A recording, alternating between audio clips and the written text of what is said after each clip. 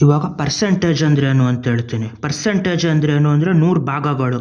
ಒಂದು ಸೇಬನ್ನ 100 ಪೀಸ್ ಮಾಡಿಬಿಟ್ಟು ಅದ್ರಲ್ಲಿ 1 ಪೀಸ್ ತೆಗೆದ್ರೆ ಒಂದು ಪರ್ಸೆಂಟೇಜು. ಅರ್ಧದಷ್ಟು ಸೇಬು ತೆಗೆದ್ರೆ ಒಂದು ಸೇಬಲ್ಲಿ ಅದೆಷ್ಟು 50%.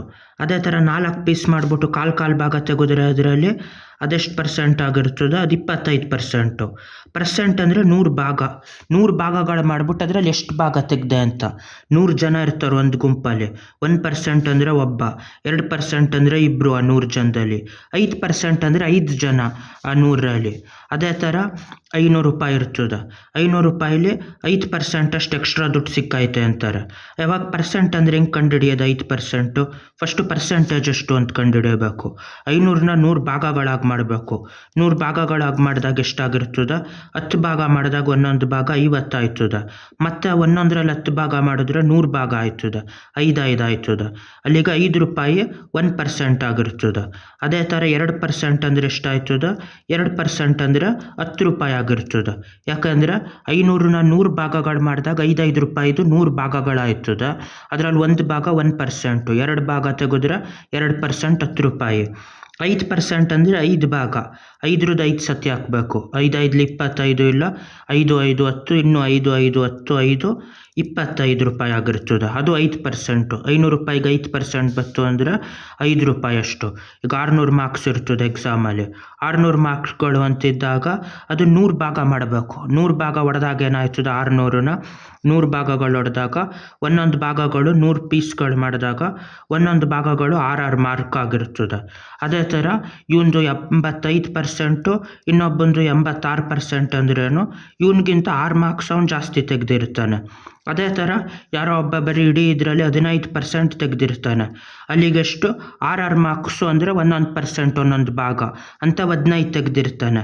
15 6ಲಿ ಎಷ್ಟಾಯಿತು? 90 ಆಯಿತು. 90 ಮಾರ್ಕ್ಸ್ಗಳು ತೆಗೆದಿರ್ತಾನೆ. ಅದೇ ಥರ ಯಾವುದೋ ಒಂದು ಇದರಲ್ಲಿ 50 ಇರ್ತದೆ, 50 ರೂಪಾಯಿ ಇರ್ತದೆ. 50 ರೂಪಾಯಿಲಿ 10% ಎಷ್ಟು ಅಂತ ಕೇಳಿರ್ತಾರೆ. 10% ಅಂದರೆ 1% ಅಂದರೆ 100ನೇ ಒಂದು ಭಾಗ. 50ರಲ್ಲಿ 10 ಭಾಗಗಳು ಮಾಡಿದ್ರೆ ಎಷ್ಟಾಯ್ತದೆ? 5 ರೂಪಾಯಿ ಆಯ್ತದೆ. ಅದು 100 ಭಾಗಗಳು ಮಾಡಿದ್ರೆ 5 ರೂಪಾಯಿಲಿ 10 0.5 ರೂಪಾಯಿ ಆಯ್ತದೆ. 50 ಪೈಸೆ ಆಗಿರ್ತದೆ. 50 ಪೈಸೆ 50 ರೂಪಾಯಿನ 100 ಭಾಗ ಮಾಡಿದ್ರೆ 50 ಪೈಸೆಗಳಾಗಿರ್ತವೆ. 10% ಅಂದರೆ 10 ಭಾಗ ತೆಗಿಬೇಕು. ಅದೆಷ್ಟಾಯ್ತದೆ? ಮತ್ತು 5 ರೂಪಾಯಿ ಅಷ್ಟೇ ಆಗಿರ್ತದೆ ಅದು. ಅದೇ ಥರ ಇನ್ನೊಂದರಲ್ಲಿ ಒಂದು ಸೇಬುಗಳಿರ್ತದೆ. ಎಷ್ಟು? 5,000 ಸೇಬು ಇರ್ತದೆ. 5,000 ಮಾವಿನ ಹಣ್ಣುಗಳಿರ್ತದೆ. 5,000 ಮಾವಿನ ಹಣ್ಣುಗಳಿದ್ದಾಗ ಅದರಲ್ಲಿ 15% ಅಷ್ಟು, ಎಷ್ಟು? 20% ಅಷ್ಟನ್ನ ಇಲ್ಲಿಗೆ ತರೋದೇ ಇಲ್ಲ, ಎಕ್ಸ್ಪೋರ್ಟ್ ಮಾಡಿಬಿಡ್ತಾರೆ. ಅವಾಗ ಎಷ್ಟು ಅಂತ ಕಂಡುಹಿಡಿಯಬೇಕು. 20% ಅಂದ್ರೇನು? 5,000ನ ಫಸ್ಟು 100 ಭಾಗ ಮಾಡಬೇಕು. 10 ಭಾಗ ಮಾಡಿದ್ರೆ 500 ಆಯ್ತದೆ 5,000ದಲ್ಲಿ. ಅದೇ ಥರ 100 ಭಾಗ ಮಾಡಿದ್ರೆ ಅದರಲ್ಲಿ 10 ಭಾಗ 50 ಆಗಿರ್ತದೆ. 50ರಲ್ಲಿ 1% ಅಂದರೆ ಎಷ್ಟಾಗಿರ್ತದೆ? ಇವಾಗ 5,000ದಲ್ಲಿ 500 ಭಾಗ ಆಯ್ತದೆ. ಅದರಲ್ಲಿ ಒಂದೊಂದನ್ನು 5 ಭಾಗ ಮಾಡಿದಾಗ 50 ಆಗಿರ್ತದೆ. 5,000 ಮಾವಿನ ಹಣ್ಣಲ್ಲಿ 1% ಅಂದರೆ 50 ಮಾವಿನ ಹಣ್ಣು ಆಗಿರ್ತದೆ. ಅವರೆಷ್ಟು ಎಕ್ಸ್ಪೋರ್ಟ್ ಮಾಡವ್ರೆ? 20% ಅಷ್ಟು ಎಕ್ಸ್ಪೋರ್ಟ್ ಮಾಡಿಬಿಟ್ಟವ್ರೆ ಅದು ಬೇರೆ ಕಡೆಗೆ. ಅಲ್ಲಿಗೆ ಎಷ್ಟು? 1% ಅಂದರೆ 50 ಮಾವಿನ ಹಣ್ಣು 5,000ದಲ್ಲಿ 100 ಭಾಗ ಮಾಡಿದಾಗ. 2% ಅಂದರೆ ಎಷ್ಟಾಯ್ತದೆ? 100 ಮಾವಿನ ಹಣ್ಣು ಆಯ್ತದೆ. 50ರದ್ದು 2 ಭಾಗ. 5% ಅಂದರೆ 5 ಭಾಗ 50ರದ್ದು. ಅದೆಷ್ಟು? 55ಲಿ 250 ಆಗಿರ್ತದೆ. ಅದೇ ಥರ 5% ಇದು 10% ಅಂದರೆ 10 ಭಾಗಗಳು. 1% 50 ಆಯಿತು. ಅಲ್ಲಿಗೆಷ್ಟು? 500 ಮಾವಿನ ಹಣ್ಣುಗಳಾಯಿತು. ಅದೇ ಥರ 20% ಎಕ್ಸ್ಪೋರ್ಟ್ ಮಾಡವ್ರೆ ಅಂದರೆ 10% 500, 20% 1000 ಮಾವಿನ ಹಣ್ಣುಗಳು. 5,000ದಲ್ಲಿ 20% ಎಕ್ಸ್ಪೋರ್ಟ್ ಮಾಡಿದ್ರು ಅಂದರೆ 1000 ಎಕ್ಸ್ಪೋರ್ಟ್ ಮಾಡವ್ರೆ ಅಂತ ಲೆಕ್ಕ. ಇವಾಗ ಇದ್ರದ್ದು ಕಂಡುಹಿಡಿಯಬೇಕು. ಚಿನ್ನದಲ್ಲಿ 916 ಅಂತ ಹೇಳಿರ್ತಾರೆ. ಹಂಗಂದರೆ 91.6% ಅಂತ.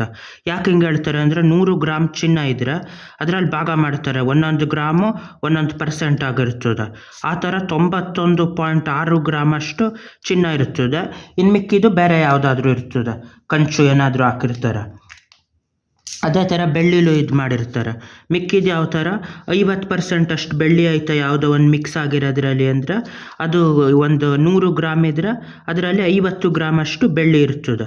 ಅದೇ ಥರ ಇದರಲ್ಲಿ ಚಿನ್ನದಲ್ಲೇ ಹೇಳೋದಾದ್ರೆ ಇದರಲ್ಲಿರ್ತಾರೆ ಯಾವ ಥರ ಇದು ಒಂದು ಒಡವೆ ಮಾಡೋ ಇದರಲ್ಲಿ 20 ಗ್ರಾಮ್ ಸರ ಆಯ್ತಾ, 20 ಗ್ರಾಮ್ ಸರ ಅಷ್ಟು 916 ಅಂದ್ರೆ ಅದರಲ್ಲಿ ಎಷ್ಟು ಚಿನ್ನ ಇರ್ತದೆ ಅಂದ್ರೆ 916 ಅಂದರೆ 91.6% ಅಷ್ಟು ಚಿನ್ನ ಇರ್ತದೆ. ಅಲ್ಲಿಗೆ 1% ಎಷ್ಟು ಅಂತ ಕಂಡುಹಿಡಿಯಬೇಕು.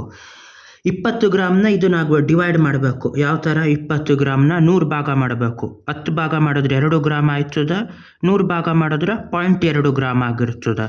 ಅದರಲ್ಲಿ 90ರಷ್ಟು ಭಾಗ ಅಂದ್ರೆ 90 ಇಂಟು 0.2 ಅಂದ್ರೆ 18.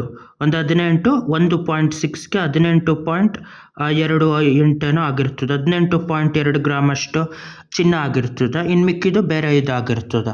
ಅದೇ ಪರ್ಸೆಂಟೇಜ್ 100 ಭಾಗ ಪರ್ಸೆಂಟೇಜ್ ಅಂದ್ರೆ 100 ಭಾಗಗಳು ಮಾಡಬೇಕು.